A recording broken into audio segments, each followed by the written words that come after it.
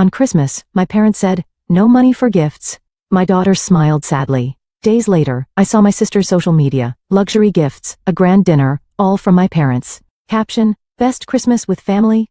My daughter whispered, "Grandma, aren't we family?" I said, "I understand, we're done." Then my parents showed up in tears. In a quiet suburb of New York, Amber Donovan lived with her 8-year-old daughter, Emma. Their apartment, built 20 years ago, wasn't particularly spacious, but it was a warm home filled with their laughter. Amber was a hard-working single mother at a mid-sized marketing company. After divorcing her husband 5 years ago, she had been struggling to balance childcare and work on her own. Though she felt tired from long hours and commuting, seeing Emma's smile always gave her renewed strength. "Mom, I got a perfect score on my math test today." Emma would always eagerly report the day's events when she returned from school. She was a bright, intelligent girl who excelled academically and had many friends. With her large brown eyes and long brown hair, she resembled Amber. "That's wonderful. You're so smart, Emma." Amber hugged her daughter and made a silent promise. "No matter how difficult things get, I want to give this child the best life possible." Amber's parents, Judith and Howard Clark, lived in an upscale neighborhood about an hour's drive from downtown. Howard was a former executive at a major pharmaceutical company who enjoyed a comfortable retirement with generous pension and investment income. Judith, a former high school teacher, was now active in local social circles as the president of an exclusive gardening club. Amber's younger sister Olivia was a talented lawyer at a prestigious law firm. She lived in a luxury apartment near their parents' home with her husband Brian, a doctor, and their 6-year-old son Michael. Olivia always demanded perfection and wouldn't compromise in either her work or home life. "Won't you come see our new vacation home?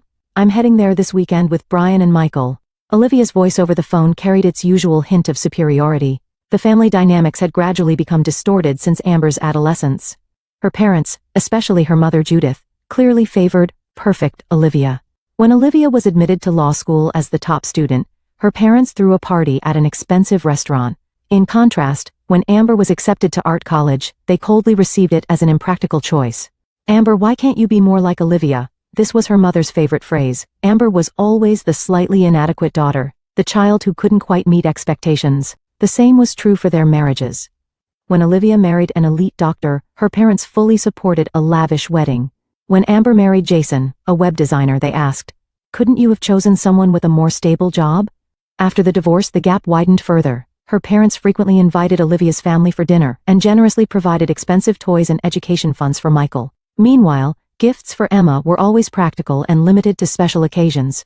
"I bought Emma some workbooks. Education is important, you know," Judith would say while handing Michael the latest gaming console. Still, Amber wanted to nurture the relationship between Emma and her grandparents. She wanted her daughter to feel the warmth of family bonds. Emma herself was a kind and gentle child who always greeted her grandparents with a smile, even when they were sometimes cold toward her. "Grandma, I drew this picture. What do you think?" Emma would present her drawings with a serious expression, but Judith's response was always the same. "That's nice, dear," she would say dismissively before quickly changing the subject to Michael. Amber's heart ached many times at this situation, but she told herself, she'll understand when she grows up. She made sure never to speak ill of her parents or sister in front of Emma. Christmas was always particularly difficult.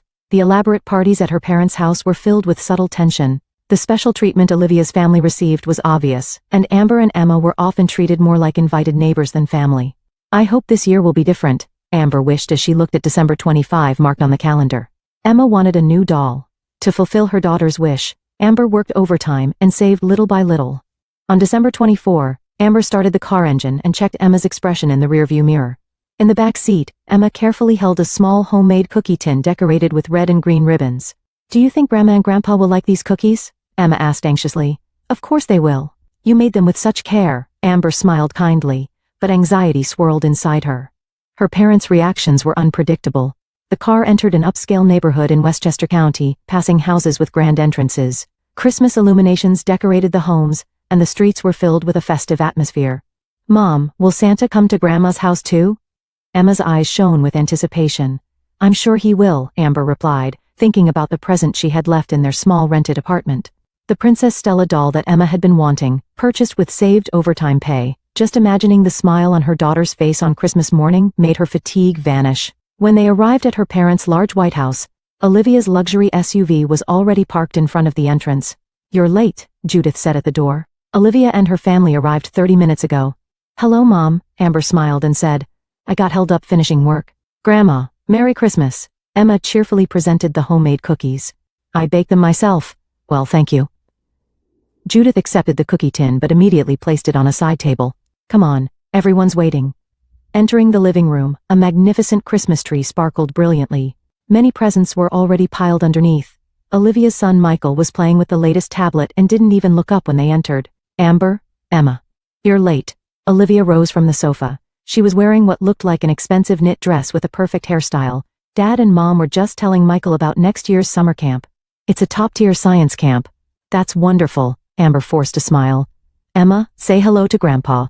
Amber gently pushed her daughter's shoulder. Emma ran to Howard and exclaimed, Merry Christmas, Grandpa, as she hugged him. Howard smiled somewhat awkwardly and lightly patted Emma's head. Hey, how are you? When dinner time came, Judith served an elaborate turkey dish. The table was decorated with expensive tablecloths and candles, creating a special Christmas atmosphere. However, the conversation revolved almost entirely around Olivia's family. Michael won first prize at the school science fair, Judith said proudly. Michael has really inherited the Clark genes. Howard was delighted. Amber glanced at Emma. Her daughter was eating silently, but loneliness seeped from her expression. Emma won an art award at school too, Amber said quietly. Well, that's nice, Judith replied curtly before immediately changing the subject. Olivia, how's your new case going?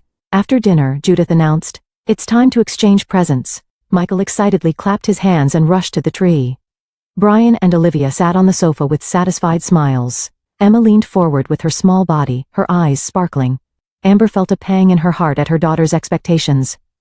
For weeks, Emma had been talking about the Princess Stella doll. Michael goes first. Judith handed him a large box. Michael tore the wrapping paper and found the latest electric miniature car. Wow, this is exactly what I wanted. Present after present was opened, and Michael received a new game console, science kit, expensive sportswear, and more. Olivia and Brian also received luxury brand accessories and electronics. Finally, it was Emma's turn. She reached out with her small hands and received the only small package from her grandmother. Emma, I'm sorry, Judith suddenly put on a serious face. We couldn't afford to buy you a present this year. Silence fell on the living room. The smile disappeared from Emma's face, replaced by confusion. But Emma's gaze turned toward the pile of presents that Michael had accumulated. We have to think about our medical expenses for old age, Howard explained. We can't afford luxuries. Amber felt her body tremble with anger but maintained her composure for Emma's sake. It's okay, Emma. When we get home, there'll be presents from Santa. Emma looked sad for a moment, but soon managed a small smile. I understand, Grandma. Money is important, isn't it? Those words tore at Amber's heart. Seeing an 8-year-old child try to understand adult circumstances, she could barely hold back her tears. Christmas night passed in a heavy atmosphere. As they were leaving, Michael proudly showed off his new toys, while Emma watched in silence. Come visit again, Judith said to Amber. When we have more money to spare, we'll buy something for Emma too. That night, after returning to their apartment, Amber cried secretly in her bedroom, burying her face in her pillow so Emma wouldn't hear. A few days after Christmas, Amber was absently scrolling through her smartphone on the sofa after work. Checking social media, she noticed Olivia's latest post. Several photos accompanied the post. The first showed Michael riding what looked like an expensive new electric scooter. The next was of Olivia's family enjoying dinner at a luxury restaurant. And the last was a family photo of Judith and Howard, smiling with Olivia's family in front of a magnificent Christmas tree. The caption read, "The best Christmas with family. Thank you for the wonderful presents and the finest dinner." Amber stared at the screen, unable to believe her eyes. The post was dated the day after they had visited her parents' house. Mom, what are you looking at? Emma returned from school and sat beside Amber. Amber tried to close her phone quickly, but it was too late. Emma had already seen the screen. Wait, is that Michael's new scooter? Emma said. Is it from Grandma and Grandpa? Amber was at a loss for words. Should she lie or tell the truth? But Emma's intelligent eyes were already beginning to understand. But Grandma and Grandpa said they didn't have money. Emma's voice grew quieter. Amber didn't know what to say. Emma slowly pointed at the photo on the phone screen. Grandma, aren't we family too? Those words broke the last barrier in Amber's heart. Years of disappointment and anger poured out. She hugged Emma tightly. We are family, Emma. We're in a family on our own. Emma's shoulders trembled slightly, not from crying, but from the sadness of understanding. Amber quietly made a decision. I understand. This ends now. At that moment, the doorbell rang. When Amber opened the door, Judith and Howard were standing there with tears in their eyes. Amber, we need to talk to you. Judith's voice was trembling, her eyes were red and swollen, and her usually perfect makeup was ruined. Please come in, Amber said calmly, consciously trying not to show her emotions. Howard and Judith entered the small apartment's living room.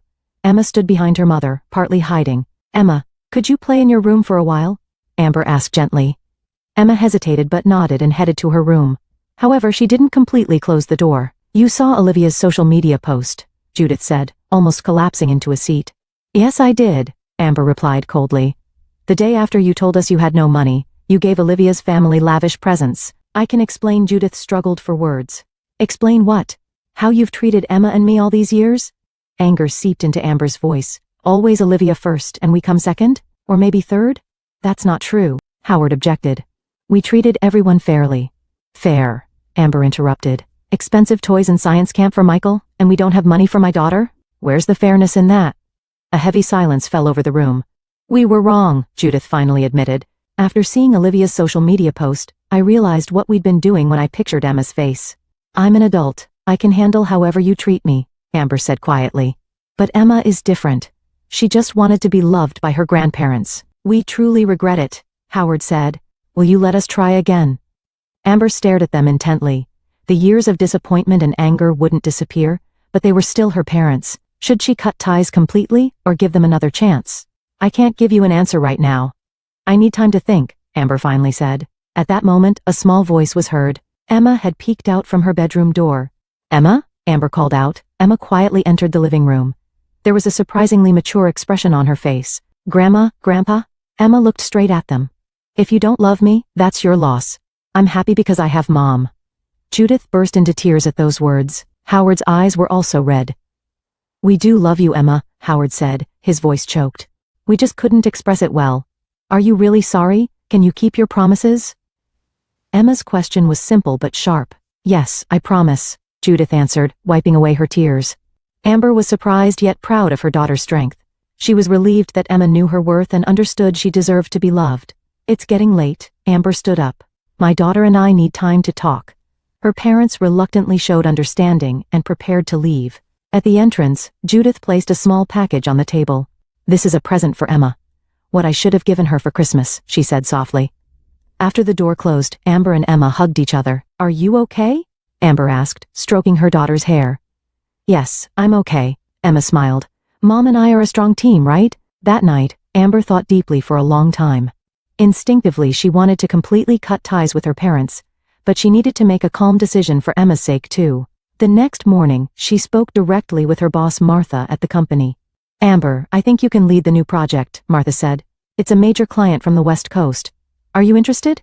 Absolutely, please let me do it, Amber immediately replied. This was a big opportunity.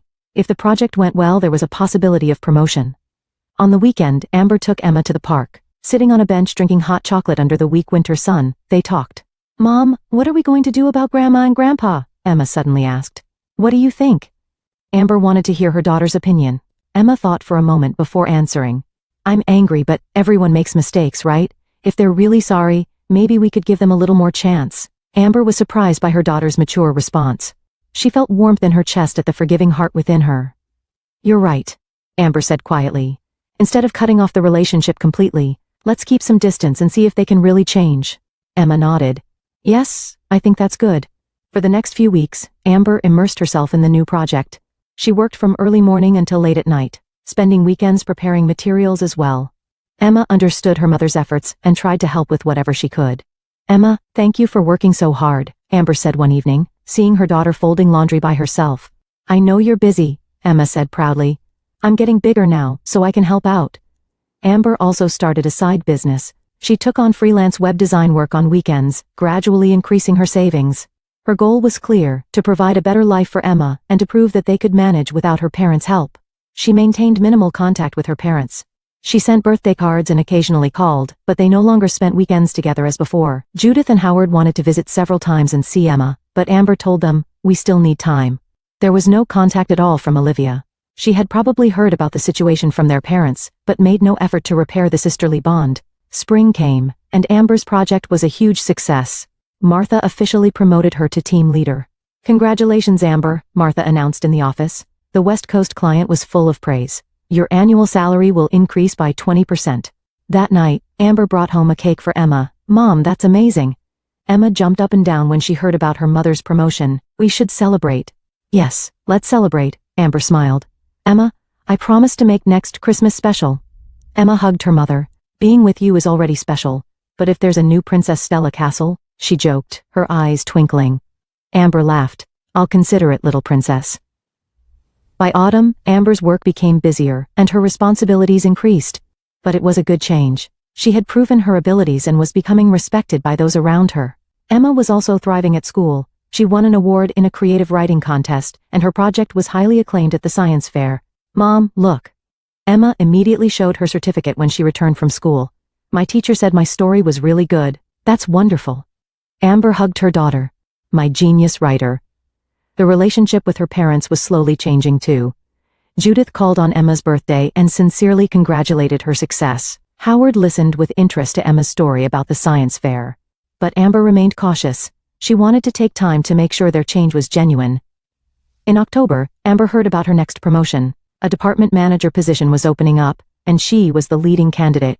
If realized, her annual income would increase further, promising a more stable future. As winter approached and the Christmas season came around again, things were different. Amber confidently went shopping and purchased the Princess Stella Castle set that Emma wanted. She also planned to invite friends for a Christmas party. Mom, are we inviting Grandma and Grandpa too? Emma asked. Amber thought for a moment before answering.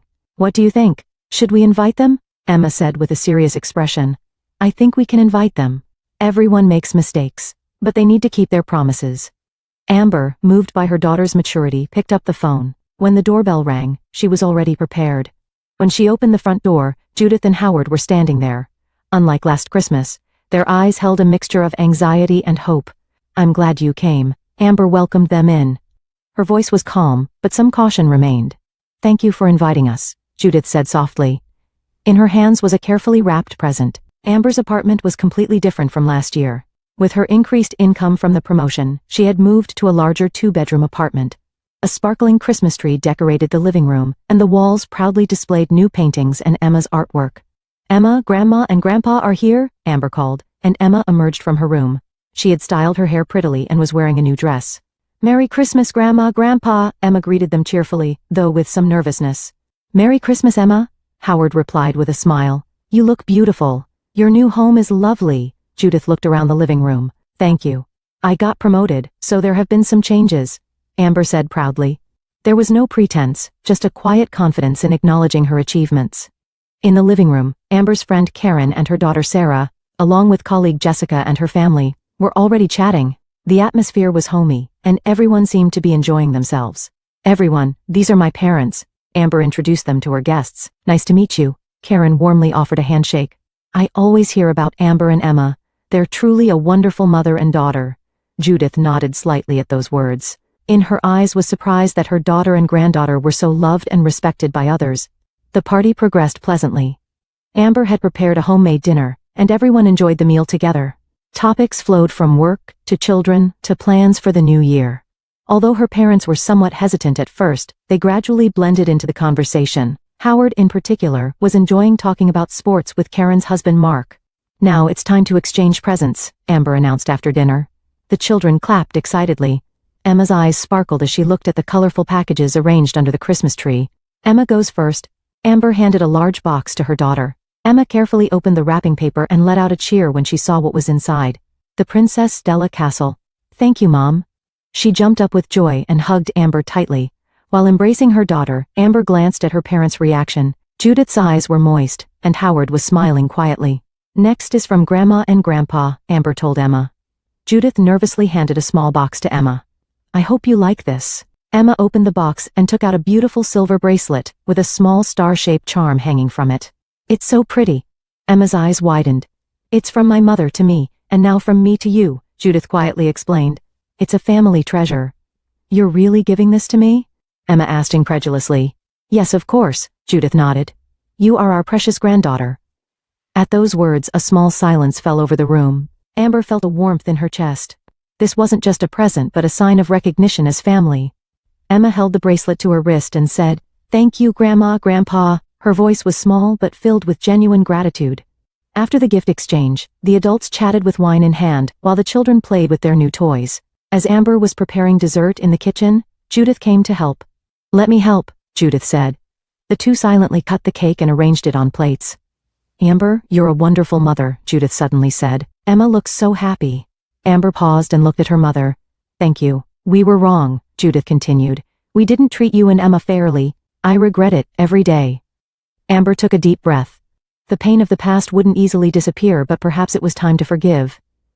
"We can't change the past," Amber said quietly. "But the future is different. Grandparents are important to Emma.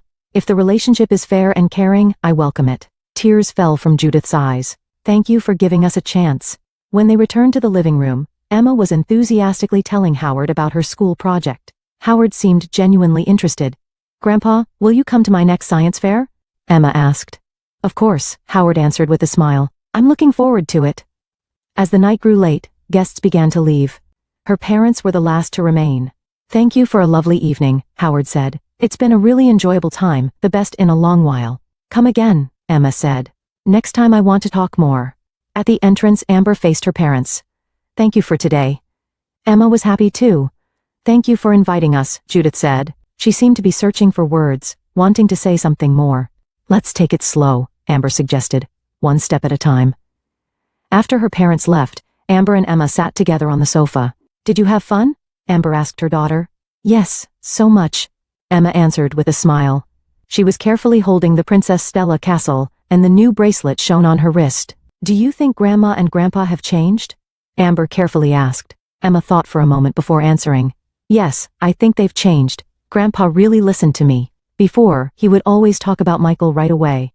Amber nodded. The change might be small, but it had definitely begun. The day of Emma's science fair arrived. She presented her project on the relationship between plant growth and music. When they arrived at the venue, Amber was surprised. Judith and Howard had already arrived and were waiting in front of Emma's booth. "Grandpa, Grandma, you came." Emma ran to them with joy.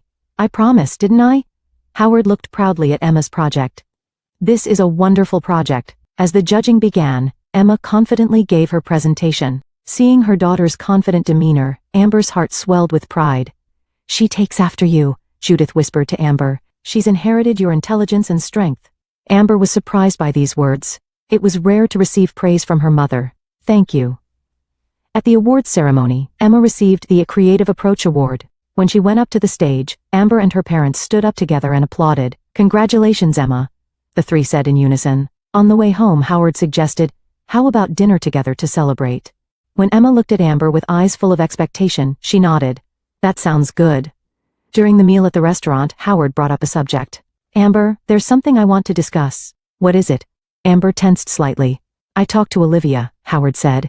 "I tried to make her understand our mistakes, but it's still difficult for her." Amber listened silently. "But," Judith continued, "we've decided to love and cherish all our grandchildren equally. No more favorites." "That's good to hear," Amber said honestly. "And," Howard hesitated a bit, "we've opened an education fund account for Emma. The same amount as Michael's." Amber was surprised.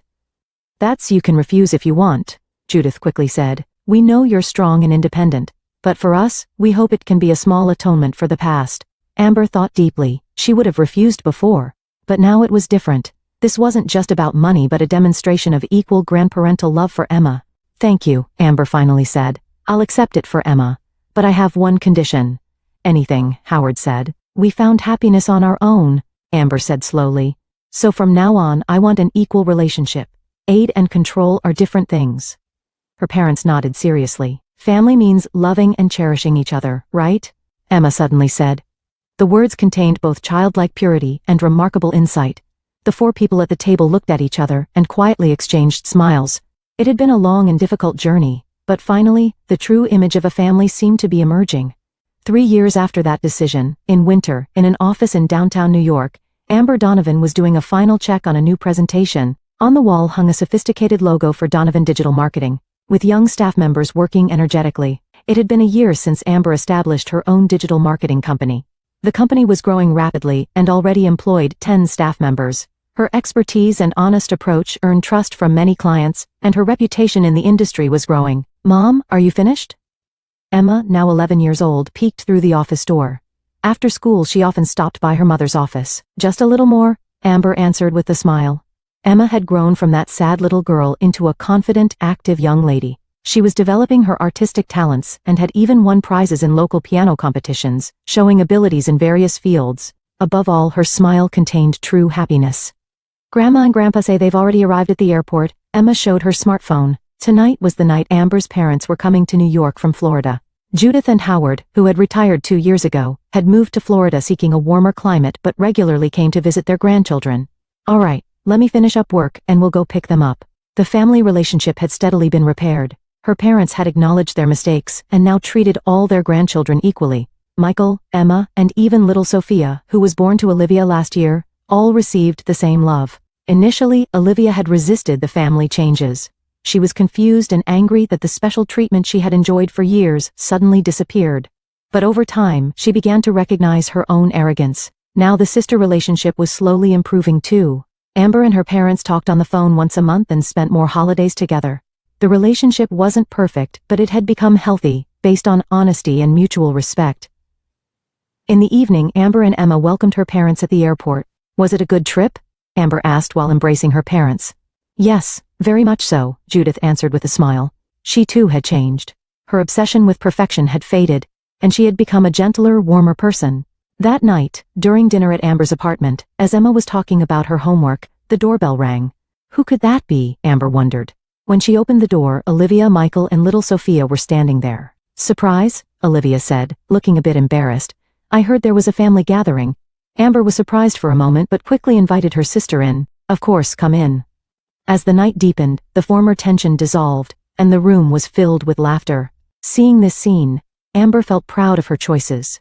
The most important lesson she had learned from her life was that her value wasn't determined by others' assessments but by her own efforts and love. And now, with that lesson in her heart, she was walking confidently into the future.